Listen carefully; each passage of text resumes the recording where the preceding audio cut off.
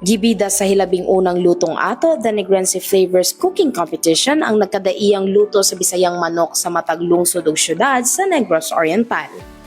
Tumong sa maong kompetisyon nga mapasidunggan ang talento sa pagluto sa mga Negrense ug mapahingusgan ang paggamit sa mga natural nga sangkap nga dinhi makita sa probinsya.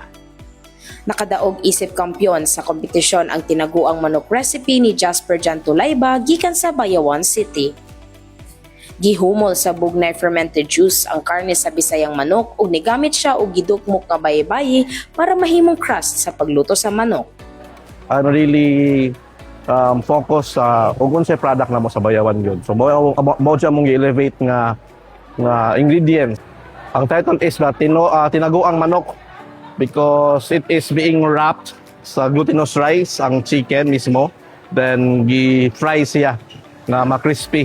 Dan mas smoky yang baho. Samtang, nakadaog sa ikaduhang pwesto ang pollo seduto netibo recipe ni Angelique Gerson gikan sa Tanay City ug nakadaog sa ikatulong pwesto ang sinok Pedro recipe ni Jafet Banarudos nga taga Sibulan. Ang mga recipe sa mga niapil sa Lutong Ato kolektahon sa Provincial Tourism Office ug gi-compile sa usa ka libro aron magamit pod sa tanan. Gikan sa Negros Oriental, kini si Dinsal Siano sa PIA, alang sa MBCV.